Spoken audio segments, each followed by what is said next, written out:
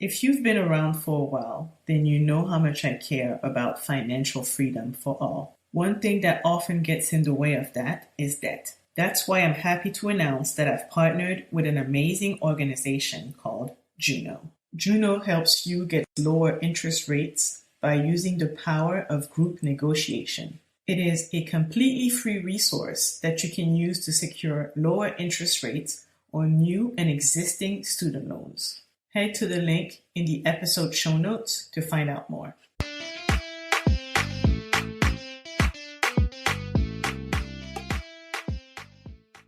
This is the Dreamers Podcast, episode 56 with Andong Florinas. Today is February 8th, 2022. There's something that sticks to me, which you've mentioned in one of your interviews, which is wanting to normalize Black wealth. And I thought to myself, I may be very private, but if I can provide information which is power and empowering to somebody else like me, who looks like me, and share that story so that they can see that it's possible for them to achieve the same goal, if not even greater than that, then yes, why not? And so that's the reason why I decided to share so much of my story. Hello, world. Welcome to the Dreamers Podcast. I am Stephanie Anne-Lyse, also known as Anne-Lyse Wealth. I am a financial coach and an author. I self-published my first book, Dream of Legacy, a guide to help dreamers reach financial independence and build generational wealth. In this podcast, I'll have conversations with experts and thought leaders who dare to follow their dreams. You'll hear about their journey and their money stories. I hope it inspires you, dreamers out there, to live life on your own terms. Come on, dreamers, let's change the world! This podcast is brought to you by Dream of Legacy. Check out dreamoflegacy.com for resources to assist you on your journey to financial independence. Before we get into today's episode, please take a couple minutes to go into Apple Podcasts, if you're listening from an Apple device, to rate and review the podcast. If you appreciate the free resources that are provided in this podcast, then the best way to let me know is to do just that. Reviews help the podcast be more visible, and it helps other dreamers discover the podcast. So thank you. I appreciate you. And now let's get back to today's episode. Hello, welcome to the Dreamers Podcast. I'm your host, Anne-Lyse Wealth, and I'm so glad that you're here for another episode of the Dreamers Podcast. This is the second episode of the month, and if you haven't gotten a chance to check out Rob and Rashawn Lee's episode last week about paying off debt and traveling the world, you should definitely check it out. Next week is going to be the 1-year anniversary of the podcast. It is amazing how time flies, and I cannot wait for you to tune in next week to hear about some of the lessons that I've learned this past year. But today's episode, I'm bringing on a special guest, one of my closest friends who has paid off over $200,000 of student loan debt in 3 years. Her name is Andong Florinas. Andong is a pharmacist who designs and oversees global clinical trials for cancer patients. In 3 years, her and her husband tackled over $200,000 of student loan debt in pursuit of financial freedom.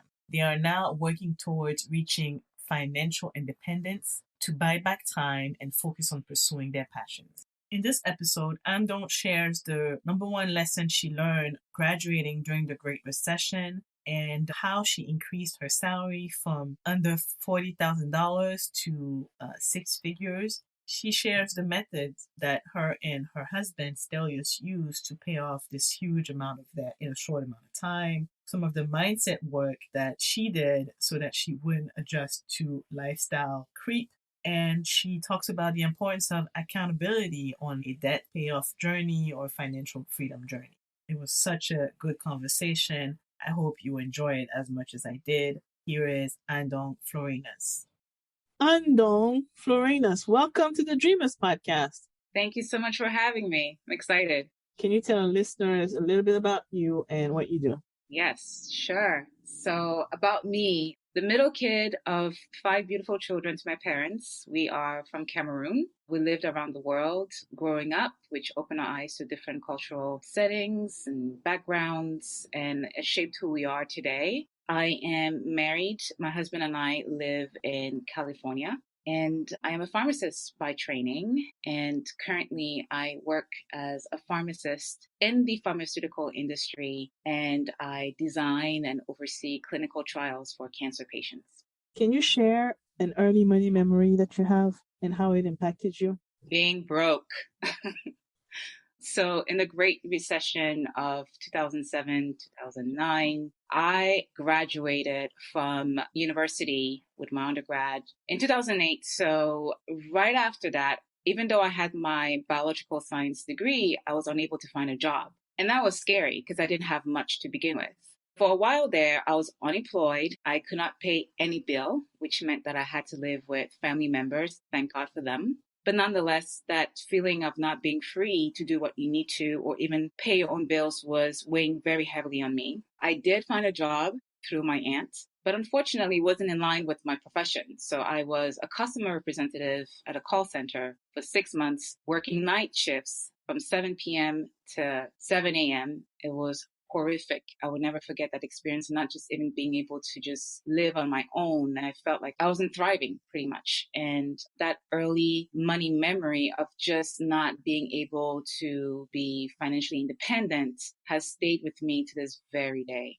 A lot of us who came of age during the Great Recession definitely left the recession with a different understanding of the value of money and work, and even the possibility of having a job and your job being, and the concept of it being secure. I'm curious to hear though, how did your relationship with money evolve over the years? My relationship with money initially started with it has to be able to provide me and my family a level of comfort in terms of a living situation. That was about it. Not really thinking so much about the future, but being present and just being able to thrive off of what you make. And over time, it has evolved to not just living in the moment, but also thinking about the future. I mean, I don't want to be working past 50 optimally. So the question started being, what can I do to accelerate the timeline in such a way that I will no longer be working at a certain age? And that with that came in investing aggressively. And now my relationship with money is more of a strategic one. I definitely would like to make more so I can afford to live comfortably, but it cannot be at the expense of not being happy. So there's a trade-off in that. And just trying to find that balance is where I am in my life right now. I love what you just said, because sometimes we embark on this journey of continuing to chase money, and the question is, at what expense? Yeah. I think really money is a tool that we're supposed to use to make our life better. And I also believe in just owning your time. Absolutely. You recently were featured in Business Insider. I mean, you and your husband, for paying off $220,000 in student loans in 3 years? Yeah. So first of all, congratulations. Thank you so much. Can you walk us through how you got into debt and how did you pay it off so quickly? I decided to enroll into pharmacy school, and that cost a lot of money. But I ended up with over $170,000 worth of graduate loans. So there were 3 factors that kind of influenced my decision on tackling those loans. One was the fact that I was painfully aware that student loan forgiveness, after 20 to 25 years of steady repayment, it's not a relief from financial responsibility, because the loan balance is actually taxable income. And I think a lot of people are not aware of that. So depending on the loan balance, especially if there's been high interest on those loans, it's going to be a hefty tax burden. And in my case, it definitely would have been. And then the other influence was my then fiance, who was my now husband. Before we tied the knot, we wanted to make sure they were on the same page financially. After looking at our finances, he realized that my loan balance was just so great. And within a year, I had over $15,000 of extra loans or extra money on the student loans that I'd taken out already. And so he was just amazed at how quickly the debt had risen in a short period of time. Was that interest in 1 year? Yeah, he looked at the SB 500 return. My loan interests were a bit more than that, and it just made sense for us to pay off the student debt first. And then the third influence was my financial coach, Anne-Lyse, who is a dear friend of mine. That's you. You reinforced this notion by looking closely at my student loans, and you calculated how much interest I would pay over time. You highlighted a few different scenarios that confirmed that repaying the student loans early and aggressively would outweigh any benefits that I would get repaying my loans in 20 years. So that was definitely a path towards financial freedom. So with that being said, November 2019 is when my husband and I started kicking off this journey of paying off the student debt within 3 years, both my undergrad and graduate loans. And so we decided to live off of one person's income. In addition to that, we lived very frugally. So thanks to you, we had a budget template that we utilized. And we went according to what's written in Dream of Legacy, which is we paid ourselves first. We tried to invest. We took care of all of our financial responsibilities. So we stuck to our budget lists every month, and we took a look at it to look at our expenses and readjusted our expenses accordingly. We're doing pretty well financially in our respective professions. We still lived below our means. In the Business Insider article, you talk about how you made a strategic move to take a lower salary temporarily to earn more. Well, first of all, do you mind sharing, before you started pharmacy school, how much were you earning? Not more than 40K.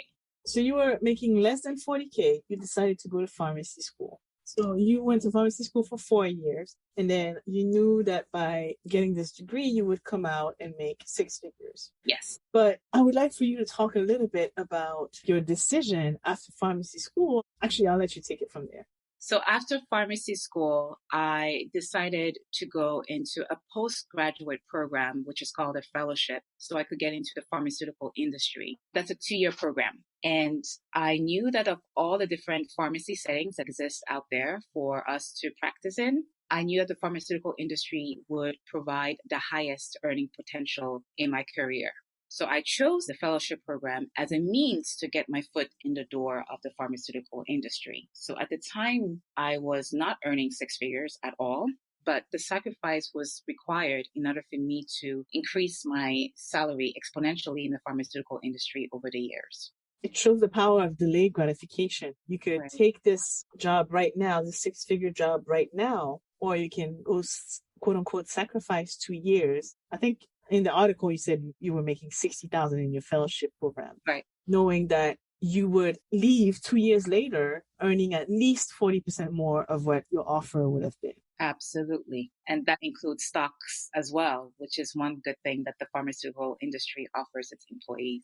As much as reducing or getting your expenses under control is important, investing is important, it's also very important to look for ways to increase your income if you want to become financially free. And I love that you touched on that in that article. Right. Because you said you guys live frugally, right? Right. Let's hear some of the sacrifices that you made during those 3 years to be able to pay off over $200,000 of debt in 3 years. Part of the 3 years, we had lived with his parents momentarily for a short period of time. So in terms of the rent that we were paying at that time, it was minimal. Was it an Airbnb or? Yes. So his parents are entrepreneurs and they own an Airbnb. And so it was a very, very small space, which was fantastic because we didn't need to furnish much in that space. And so we didn't need to spend a lot in that space as well. And again, because it's his parents, it was close to nothing. We were paying close to nothing at the time. So that was a significant reduction in expense. When it came to traveling, we decided not to travel as much. We love traveling, and if we had it our way, would have traveled a lot more. But we had decided not to do that so that we could save aggressively. In that period of 3 years, or I should say slightly before we even started on that journey, we tied the knot. And for my cultural background, there's 2 main types of celebrations when you get married. There's a traditional wedding, and then there is what we call a white wedding / a church wedding. And that's what's generally expected. But we had a discussion and we decided to just have a traditional wedding and not go with the church wedding because we felt that that would be an additional expense and it would set us back on our track to achieve financial independence. So those were some of the strategies that we utilized throughout the time. So earlier you mentioned that before going into pharmacy school, you were making less than $40,000, and then you went into the fellowship program after graduating pharmacy school, earning $60K. And now you and your husband are earning multiple six figures, and you've made a lot of sacrifices to pay off debt so fast. I want to hear about how you prepared your mind so that you wouldn't upgrade your lifestyle after going from, at least for you, going from making $60,000 as a fellow to earning well into six figures after completing your program. Right. I think being surrounded by people who champion your journey is probably one of the most detrimental steps in achieving financial independence. We are in a consumer's society, so it's so easy to go after the things that we want and not necessarily need. And I had two amazing accountability partners. One was obviously my husband, who he's always been the sort of person who's good with numbers. So I definitely had accountability from his end. And then the second person was you. You were my financial coach for a long time and reinforcing some of the ideas of just making sure that you achieve financial independence at an early age is something that you and I kept talking about. And so that, in a way, it shifted my mindset that this is possible. It's possible for me to tackle this debt and get rid of it as soon as possible. And I just stayed close to both of you throughout the entire time, and it helped me tremendously. Oh, yeah. Can you share some of the resources that helped you during that time when you were paying off debt? Whether it's to get organized or podcasts that you listen to? I have to be completely honest. I don't think I did a lot of reading, so to speak, or listening to podcasts or anything of that nature. I came up with a mantra that kind of worked for me. And I just made sure that I stuck to that mantra. I'll never forget it. It's called PIPER. It's PIPER. And the acronym P stands for plan, I for implement, P for pay. There's another P in there, which is praise. And then R stands for repeat. So the planning was important because obviously if you don't plan, you will fail at what you're trying to achieve. So we had a living Excel document that we had used to put all the information of my student loans in there, the loan amount, as well as the interest rate. And we utilize what we call the debt avalanche method, which is just an accelerated system to pay off your loan with the highest interest rate first. So that was part of the plan. Now, implementing that was important. So in addition to trying to save some money aside so as to pay off the student loans, we had to implement strategies to make sure that our other financial responsibilities were met as well. And that's where living off of one person's salary came about. So we implemented that. And pay is part of the acronym because every single time I had to push that button to pay my loan, a part of me died. I did not want to do that, obviously. I wanted to use the money for something else. I mean, I'm human, right? I have my temptations here and there, but I stuck to it because I understood that the goal ahead of me was bigger than the need or the want that I had in the moment. And then praise is another part of this mantra because it's important to celebrate the small wins. Every time that we paid off one of the loans, my husband and I will celebrate because it's important to acknowledge that you're going towards the right direction here. And last but not least, obviously, just thank God for the ability to even pay some of the debt off. And R, which stands for repeat, is just repeat the process because every month was different. So we had to readjust as we went along. So you are a pretty private person. Why are you coming out and sharing this story? I had to ask myself that question. And there's something that sticks to me, which you've mentioned in one of your interviews, which is wanting to normalize Black wealth. And I thought to myself, I may be very private, but if I can provide information, which is power and empowering to somebody else like me, who looks like me, and share that story so that they can see that it's possible for them to achieve the same goal, if not even greater than that, then yes, why not? And so that's the reason why I decided to share so much of my story. I love that. In the Business Insider article, you share that you and your husband, Stelios, were part of the FIRE movement. Yes. Tell us more about what it is and what attracted you to it. Oh, yeah. Well, FIRE stands for Financial Independence Retire Early. It is a movement that focuses on saving and investing aggressively so that you can retire early. And some people will invest at least more than 50% of their income in order to achieve that goal. I discovered it through you, Anne-Lyse, when you asked me, what will your life look like if you weren't obliged to work? If you pursued your passions for the rest of your life? And I'm not going to lie, I was stunned because I never really thought about it. I could not answer. It never occurred to me that I was living in a prison. I lived to work. I was not working for a living. And I was attracted to FIRE because it is in line with my personality. I love freedom. I want to do whatever I like whenever I like it. And it just made sense. I mean, it resonated with my core. So to pursue FIRE, I realized I had to get rid of my debts, and the biggest one of which was my student loans. So what do you say to people who will tell you that, well, FIRE isn't exactly freedom because the pursuit of freedom might involve you having to almost starve to death? What does life look like for you guys now that you've paid off this debt? How aggressively are you saving or investing? But I would say that no, I don't think that pursuing FIRE means that automatically you cannot enjoy life. I don't agree with that. We are in a consumer society. Things are constantly being thrown at us all the time. So it's the other way around. We're so brainwashed by what society tells us we need to consume that we no longer recognize the difference between a want and a need.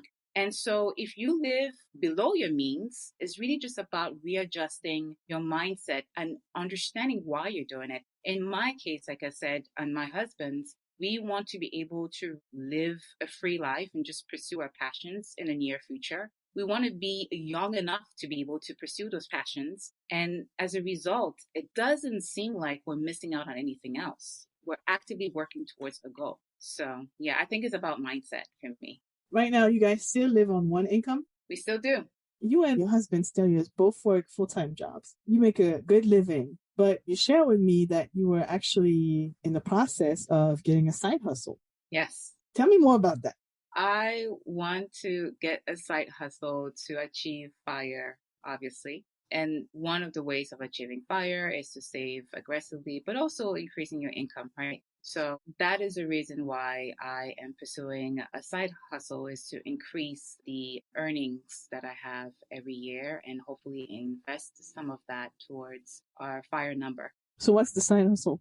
The side hustle is working part-time as a pharmacist in the community right now for two main reasons. Obviously, achieving my FIRE is important, but the second thing is also so that I can help with what's happening in our community and with the pandemic, just being able to have access to patients and provide care. When are you guys planning on retiring? So right now, we're hoping that it will be at the age of 50. We are trying to shave 5 years off of that right now. So that's yet to be seen, depending on how things evolve in the next 3 years. Any last words to share with dreamers who may be in debt or are looking to earn more money?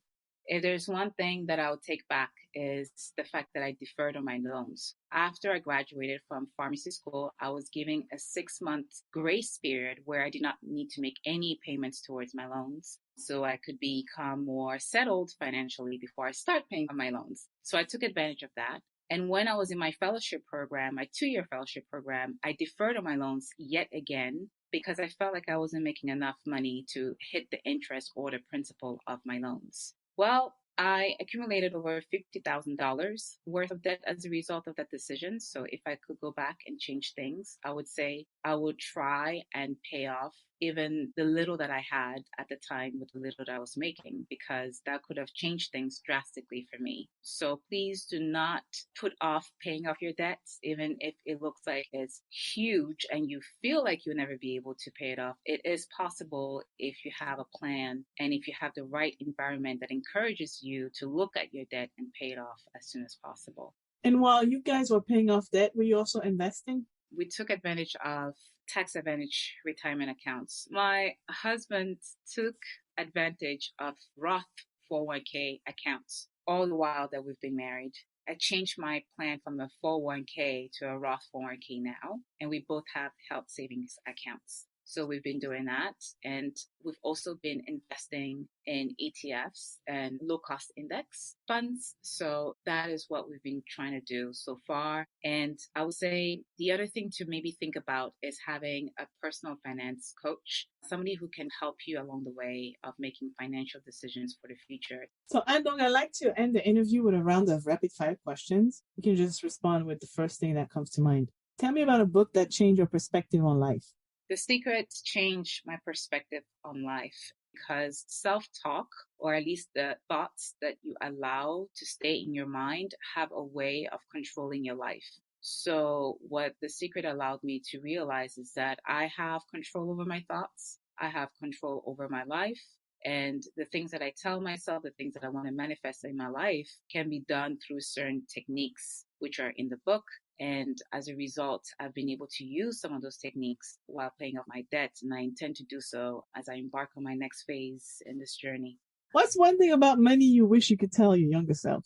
Do not be afraid to look at your debt. It's okay if it's huge, but if you're consistent at paying it off, it will eventually go away. What's the best investment in yourself you've made so far?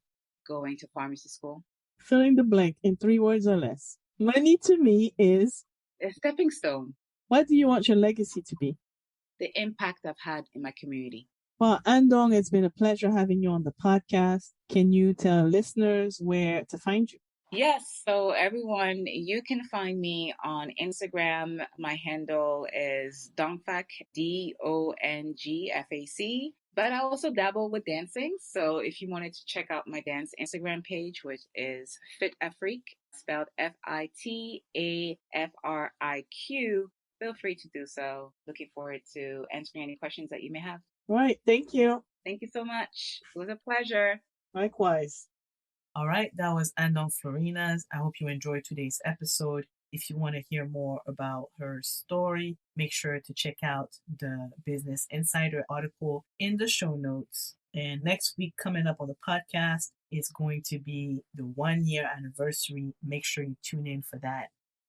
Thank you for listening to today's episode of the Dreamers podcast. You can find the episode show notes and all of the links mentioned at dreamoflegacy.com. If you liked today's episode, here's what you can do to support me and help more dreamers discover the podcast. Follow the podcast on Apple Podcasts or wherever you listen to podcasts. Rate and review the podcast to help the podcast gain more visibility. Share the podcast with your family, friends, and coworkers. And if you really enjoyed today's episode, please take a second to tag me at thedreamers.podcast on Instagram and let me know what you liked about today's episode. All right, dreamers, that's it for today. I will see you back here next week for another episode of the Dreamers podcast. Okay, dreamers, time to build this legacy. This podcast is for general information purposes only. It is not intended to provide any tax, legal, financial planning, insurance, accounting, investment, or any other kind of professional advice or services. Please consult with an appropriate tax, financial, or legal professional to receive appropriate advice based on your situation.